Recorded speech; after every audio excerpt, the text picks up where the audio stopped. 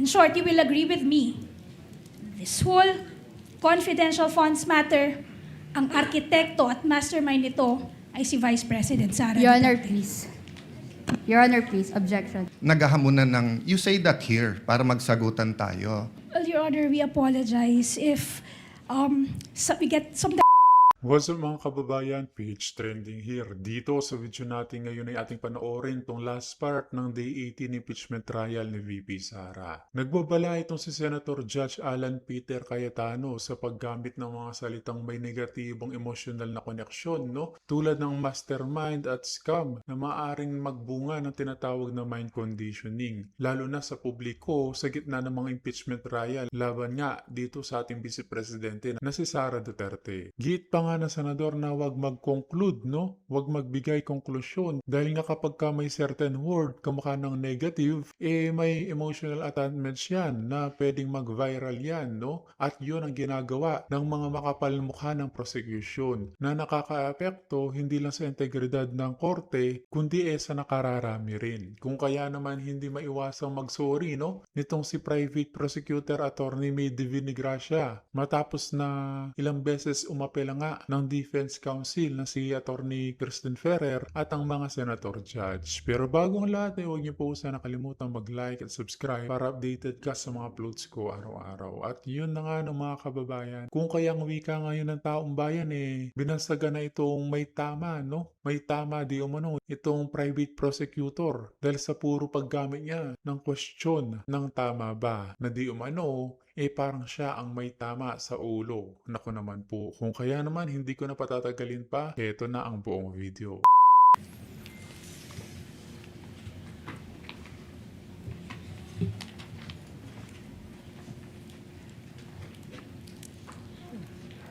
Dito sa notice of suspension na to, pinuna ng COA, and I quote, "There is discrepancy in the total amount of expenses based on the submitted accomplishment report as against the DEPs." Ibig sabihin ng COA, hindi nagtutugma ang total amount ng expenses sa accomplishment report at sa DEPs na sinubmit ng inyong opisina. Tama ba? Yes, ma'am. That's correct. Ayon sa COA, ipinakita ng accomplishment report na iyong sinumite na ginamit ang confidential funds sa mga gastusing may kabuuhan ng 125 million pesos. Pero pagdating sa DEPs, nang itotal na ito, ang gastusing actual na naganap ay may kabuuhang 125,150,000 pesos.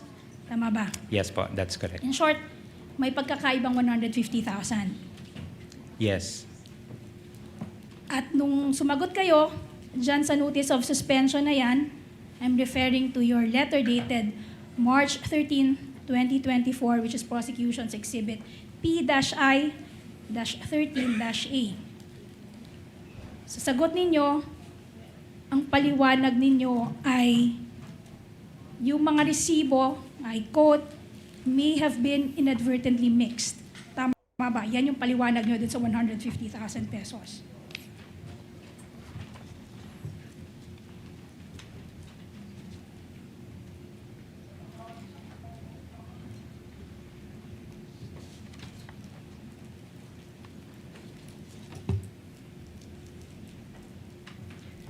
Yes, that's correct. Based on our reply. But 9 days later, sumulat ka ulit sa COA supplementing that earlier reply. Your supplemental reply is dated March 22, 2024, which is Prosecution Exhibit P-I-13-B. Now, dyan sa supplemental reply, ipinaliwanag niyo muli yung discrepancy ng 150,000. Ngayon, ang paliwanag ninyo, I quote, "The reconciliation shows that an amount of 50 pesos under payment of reward and an amount of 100,000 pesos under purchase of supplies were provided by Assistant Secretary Lemuel G. Ortonio out of his personal funds." Tama ba?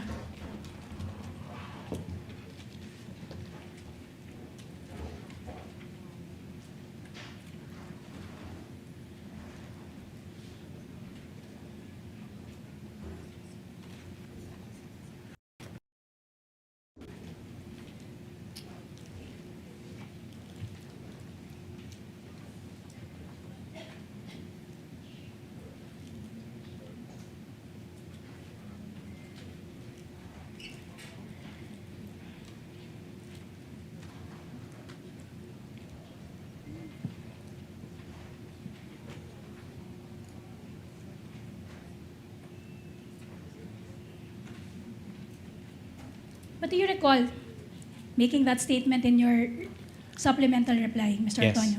Based on Yes. the Yes. information also flashed on the screen. Yes. Yes. Sa'yo galing yung 100. Ikaw yung Lemuel G. Ortonio, Assistant Secretary na pinapatunguhan. I mean, nire-refer dito sa sulat na ito. Tama ba? That's correct po. So alam mo rin, dahil ikaw ang nag-abot ng pera, alam mo rin kung kailan siya inabot. Kung kailan siya binigay. Tama ba? Yes. So by the time that you prepared your initial response to the notice of suspension, your letter dated March 13, 2024, yung Exhibit P-I-13-A na sa inyong tiningnan kanina, at that point, alam niyo na rin na nagbigay ka ng 150,000 pesos. Tama ba? But I had to Yes. confirm first with our special disbursing officer at the time.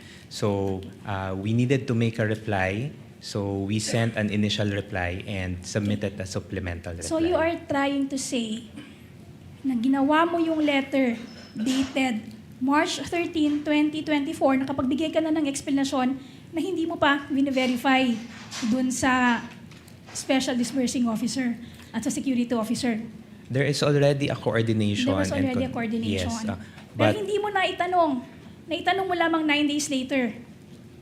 that's why we submitted a supplemental reply Supplemental. to ensure that we provide the proper information. At sinabi nyo pa rito, that was due to the urgency of the expenses. So ibig sabihin, may sinabi sa inyong expenses na urgent kaya humingi ng 150,000. In short, pinaliwanag sa iyo kung bakit humingi ng 150,000. Yes. Ang Yes. nilapit po ito sa akin ni Miss Gina Acosta, our At sinabi SDO. niya. And then she mentioned that there was a request from Colonel Chica for an urgent. And there was urgency for that Yes. request. Diba? At hindi rin karaniwan na may hihingi sa'yo ng 150,000 from your own pocket. Hindi naman to karaniwang ginagawa sa OVP, or karaniwan ba ito? No, it's not Oh. common. Okay. Pero nung gumagawa ka ng notice of suspension, bigla mong nakalimutan na merong 150,000. Sinabi mo na kanina, Let na her finish her in-explain question sa'yo, and then I will hear your objection, counsel. sinabi mo na kanina na pinaliwanag sa inyo ni Ms. Acosta na galing kay Colonel Chica yung paliwanag ng urgency for the request. Tama ba? Yes. Counsel? Your, Asked and answered already, Your Honor. Proceed, Attorney May. okay. Yung, Mr. Ortonio, your salary grade 29, correct? That's correct, ma'am. And you're receiving roughly how much in salary monthly? Mr. Ortonio. Your Honor, please. What is the objection, counsel? Relevance It's of the very question. relevant, Your Honor. It goes into the credibility of this witness. And if you can afford 150, counsel, if you remember, Gina said the same yesterday. Witness will please answer the question. Salary grade 29, roughly about 180, 190 gross. So yung binigay mo ng na 150,000 from your personal funds, that's just around 40,000 short of your monthly salary. Tama ba? That's correct. Yes. Nung binigay mo ba ito, yung 150,000, may hiningi kang resibo, patunay na nagbigay ka ng 150,000? At the time po, because of the urgency and dahil humingi po ng tulong si Miss Gina sa akin, I provided her with the request. And were you able to recover the 150,000, Mr. Ortonio? Unfortunately, ma'am, I was not reimbursed anymore. You were not reimbursed. Up to today, Mr. Ortonio? Yes, Your Honor. I wasn't reimbursed anymore. At etong 150,000 naman na ito, hindi ito nag-appear. Yung pagbigay mo ng 150,000, hindi ito nag-appear sa kahit anumang record ng Office of the Vice President. No. Hindi.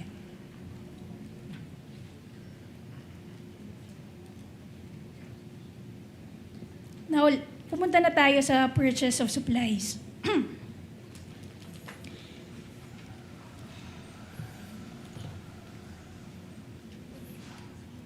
Okay, Mr. Ortonio, kasama sa sinasabi niyong pinaglaanan ninyo ng confidential funds ay ang purchase of or payment of purchase supplies, payments of tables and chairs, payment of desktop computers and printers. Tama ba?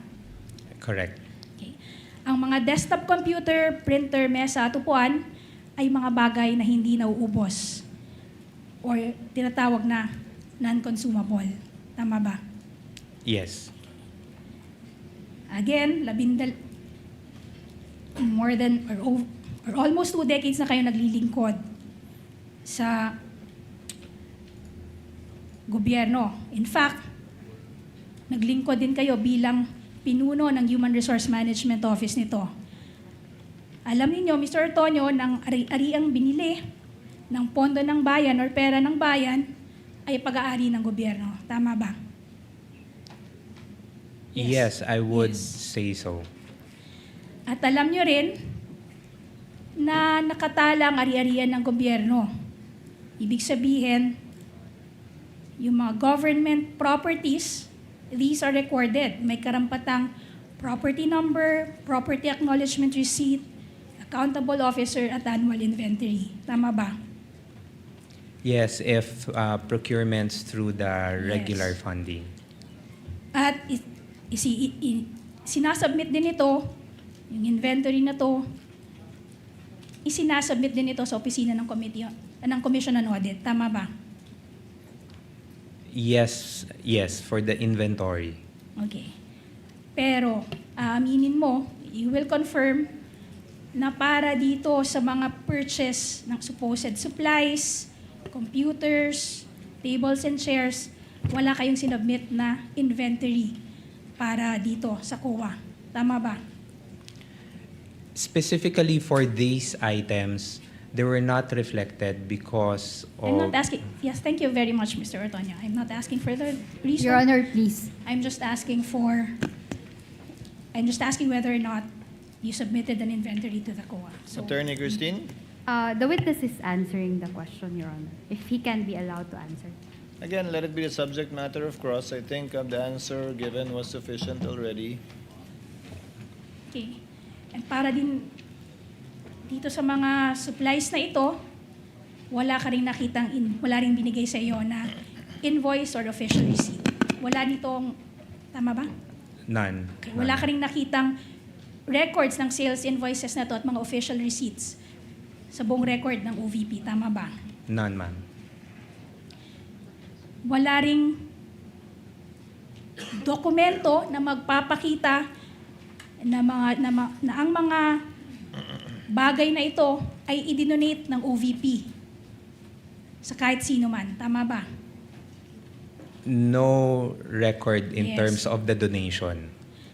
Hanggang ngayon, ikaw personally, Mr. Ortonio, hindi mo rin maituturo kung nasaan na itong mga mesa, upuan, supplies, computers na nagkakahalagang 3.5 million. Hindi mo naman ituro kung nasaan sila. Considering that these are procurements for confidential activities, no, ma'am, I would have no personal knowledge on where these items are. And I would suppose wala ring nakapagturo sa office ng OVP kung nasaan itong mga mesa, computer, supplies na ito. Tama ba? Your Honor, please. Attorney Christine? Speculative, Your Honor. How is that speculative, Your Honor? Or asking for an opinion. How is that asking for opinion, Your Honor? I am asking whether, to his knowledge, there was anyone in the OVP who could point to these non-consumable items. Her wording was, I suppose. She did not say to your knowledge. Okay, then I withdraw. I drop, Your Honor, the phrase, I suppose. Mr. Ortonio, tama Witness ba? may answer if he knows. No, I would not have any knowledge also if there are other personnel in the office who would know in the OVP.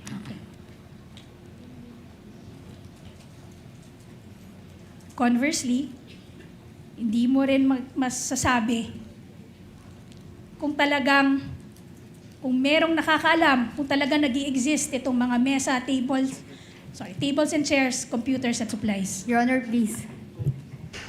Already asked and answered and repetitive. Move on, counsel. Okay. Earlier,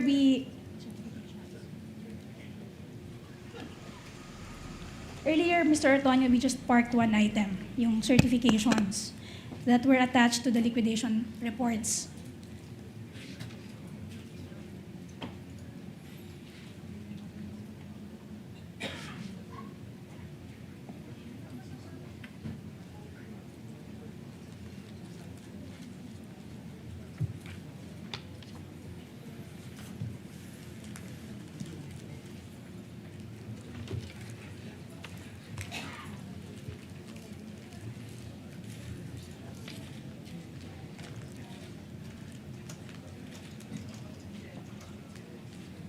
You will confirm, Mr. Antonio, that Vice President herself signed all those certifications.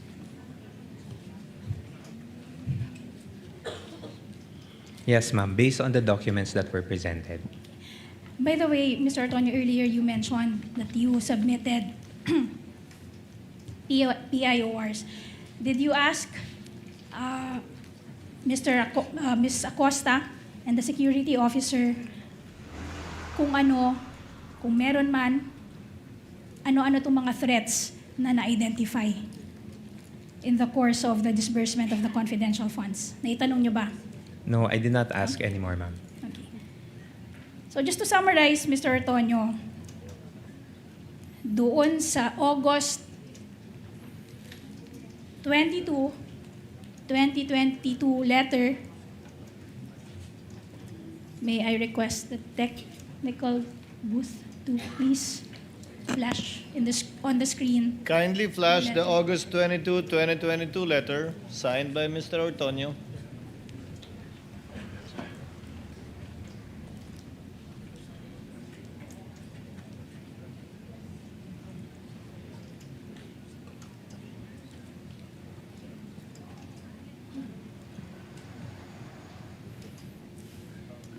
Just to summarize, in that letter, ang pinigay niyong paliwanag para sa confidential funds ay para sa tatlong bagay. Good governance program, functional representation, para sa travel ng Pangulo. Tama ba? Can I see the document first?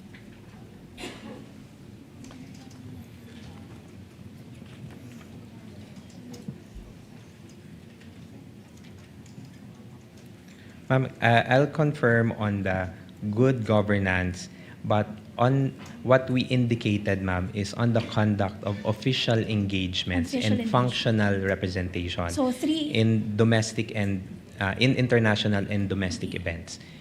So three items, three projects, or three items. You have governance, good governance program, you have official engagements, and functional representation. Tama ba? That's basically two, ma'am. That's the implementation for good governance program and conduct of official engagements and functional Okay. representation. Thank you, Mr. Antonio. I stand corrected on that. So those two items. Pagdating sa PFP, ang justification for the 2022 PFP and justification was good governance program. Tama ba? Yes, based on the documents earlier, ma'am. Okay. Sa 2023 naman, socio-economic delivery program. Asked and answered, Your Honor, earlier. I'm sorry, counsel. What was the question, Attorney May? For this 2023 certification, Your Honor, the justification was socio-economic delivery program. Asked and answered. On the assumption that she's winding up, Attorney Christine, because she said Yes, Your she's Honor. summarizing the points that were the points that the witness had already answered to. I will allow it. Witness may answer. Yes, Mr. Antonio, do you want the question repeated? Yes, kindly repeat the question, ma'am. For the 2023, ang paliwanag niyo para sa confidential funds ay dahil gagamitin ito sa socio-economic delivery program. Tama ba? Yes, as indicated in the document earlier. Okay. At sa mga certifications naman na isinumitin ninyo in response to the AOM, sinabi dito na ginamit ang confidential funds para sa surveillance to ensure that no untoward incidents will happen. Tama ba? Yes, based on the document Based earlier, on the ma'am. document. At para naman sa sagot nyo sa AOM, pati sa NS, ang sinabi naman ninyo, gagamitin ang confidential funds para sa surveillance activity that would help you determine and identify areas kung saan i-roll out yung mga proyekto ninyo. Tama ba? That's one of the That's one of the justifications that we indicated. which never appeared in the prior documents. Tama ba? Yes. So in short, nagbigay kayo ng 4 na bersyon, 4 na rason para sa isang pondo. Tama ba? Your Honor, please. I was expecting something, Attorney Christine. Yes. Yeah, it's misleading, Your Honor. 4 na version and conclusion of fact. Um, If I may, Your Honor. I'll allow it, Attorney Christine. Thank you. The witness is intelligent enough to be able to identify that indeed some answers were different from the previous ones they gave. And just to set the record I'm just straight, not Your so sure if it's 4, but just to set the record straight, Your Honor, I did not say 4. I mentioned 5. So, ang dinig ko nga 4 eh. Ang dinig ko Sorry. 4 eh. 4. Yes, So 4. I don't know the number of versions you have, but you do admit that several versions or explanations were given, not For the the same for the funds. same expense. There were different justifications. Okay, Yes. different justifications for the same fund, for the same confidential fund. Tama ba? Can I Yes. clarify? Just say yes or no. There were four explanations. There were 4 explanations for the same fund. Yes. Yes. Yes. Okay. So in short, paiba, you will also agree with me na kapag paiba-iba ang rason, maaring nagsisinungaling lang or talaga namang ito ay isa lamang scam. Your Honor, please. You and I both know, Attorney May, I have to sustain whatever basis for the objection Attorney Christine may Yes, Your give. Honor. Move to strike the scam and nagsisinungaling. So stricken off the record. Last item, Your Honor. Yes, proceed, Attorney May. Kay Mr. Antonio, kanina sinabi mo na si Vice President mismo ang humingi ng confidential fund sa simula pa lang. Siya ang humingi ng 250 million mula sa DBM. Tama ba? Yes. Siya rin ang nag-decide kung magkanong amount ang ire-request. Tama ba? Ultimately, sa kanyang nanggaling ang desisyon. Tama ba? Yes. At pinirmahan niya rin ang approval para sa pag-release ng pondo. Tama ba? Through the disbursement vouchers. Tama ba? Yes. Yes. Pinirmahan niya rin ang mga liquidation reports at certification supporting the liquidation reports. Tama ba? Yes. Okay. In short, you will agree with me. This whole confidential funds matter, ang arkitekto at mastermind nito ay si Vice President Sara Your Honor, Duterte. please. Your Honor, please. Objection. Sustained. Counsel, Mastermind. Move to strike, Your Honor, the Your Honor, statement. May we request, Your Honor, that it remain on record? may I request you likewise Move to strike, Your Honor. I will have to strike it off, Counsel. Kindly replace it with words that are more acceptable, such as that everything was approved by and with the consent of or with the full knowledge of. It's up to you. I don't want to put words in your mouth. Mr. Antonio, she was the architect.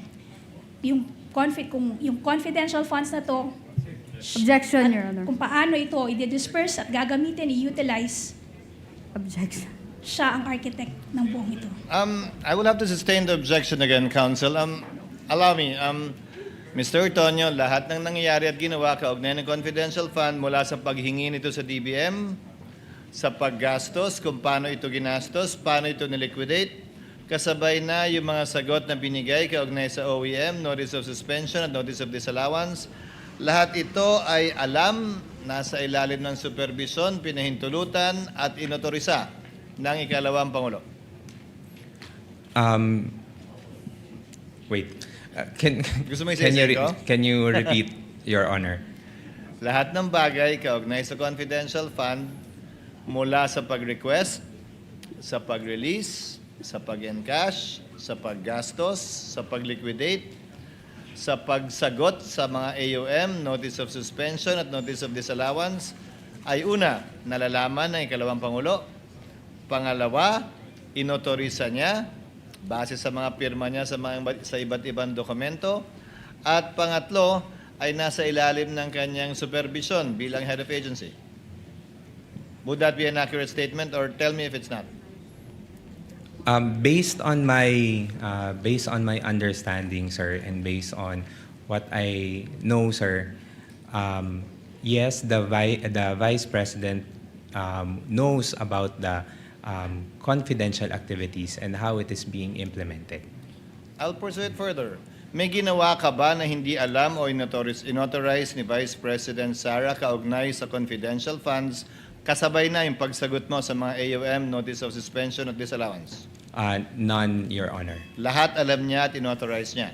Yes, Your Honor. Sa pagkakaalam mo, may ginawa ba si Gina o si Colonel Lachica kaugnay ng confidential funds mula sa disbursement, mula sa withdrawal, disbursement at liquidation na hindi nalalaman o inautorisa ng ikalawang Pangulo, if you know? As to Miss Gina and Colonel Lachica, Your Honor, I would have no personal knowledge on it. Okay. Your Any Honor, final questions, Attorney May? That would be all for direct, Your Honor. Your Honor, please. Yes, Attorney May, Attorney Christine, rather.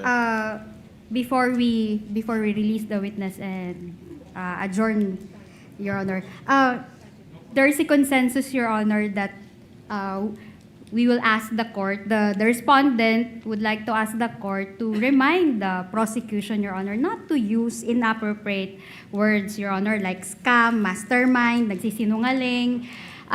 This is the third time, Your Honor, that we have heard those words, specifically the word scam. And this is a solemn proceeding. This is a court of law. This is a court of procedure, and actually a court of decorum.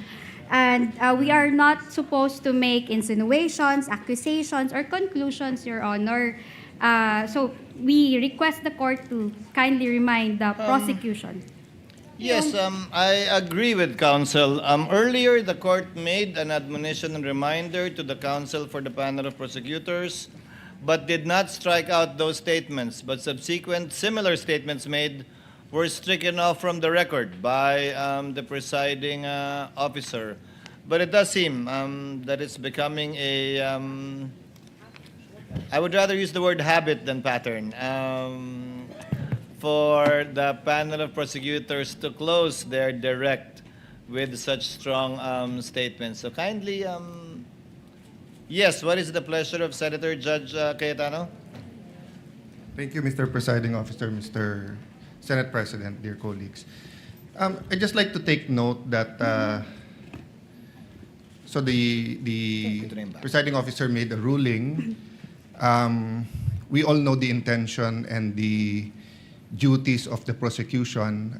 We admire your passion in trying to prove your allegations, but we're also all aware that the medium is the message. So during the time of radio and even TV, you make that statement and then it is stricken off the record, it's forgotten.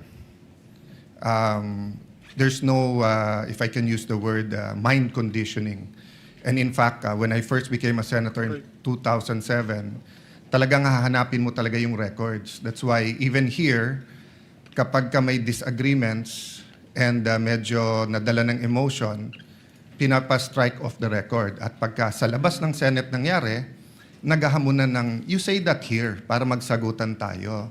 So the problem nga with coming up with words especially, and this is for both sides and even for the senator judges, when we use certain words that can be, sa Tagalog, bansag. Binansagan mo na na scam o scammer, binansagan mo na nagnakaw, etc.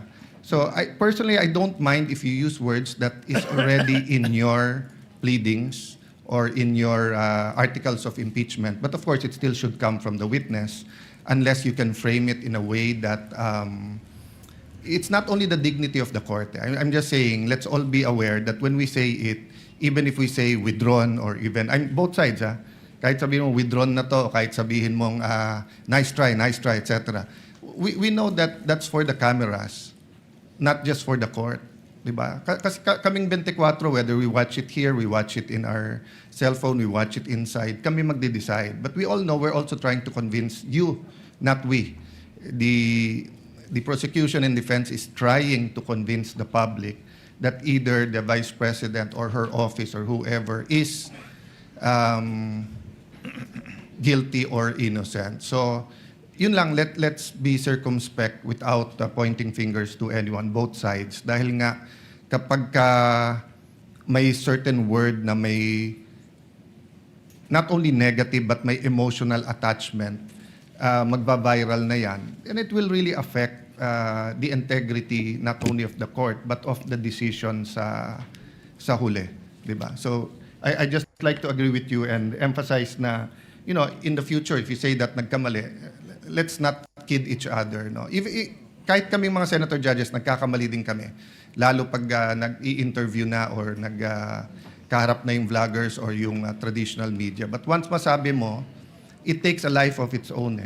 Diba? Those words. So we have to really be more circumspect in choosing our words, Mr. I will President. allow Attorney May to comment before we proceed with other administrative matters. Yes, Attorney May? Well, Your Honor, we apologize if sometimes we get carried away by our zeal and our passion, Your Honor. But we at the prosecution, we just want to call a spade a spade.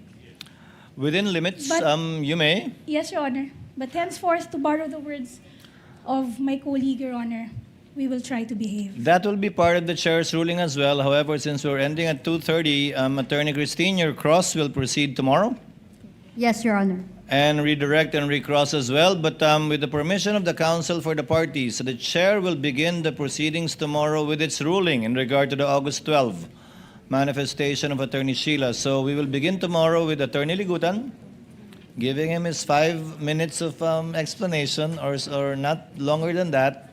The ruling, and then we'll proceed with your cross, Attorney Christine, and then your redirect and recross, if any, by Attorney May and Attorney Christine, respectively. In the meantime, before we adjourn, for the information of Senator Judges, according to the Senate President, we shall convene session at 3 p.m. The court acknowledges the report of the Clerk of Court with respect to the comparison of the acknowledgement receipts and directs the Clerk of Court to furnish a copy of its findings, which the presiding officer initially mentioned last week, to the counsel for the parties as well as the senator judges. So ordered. In relation to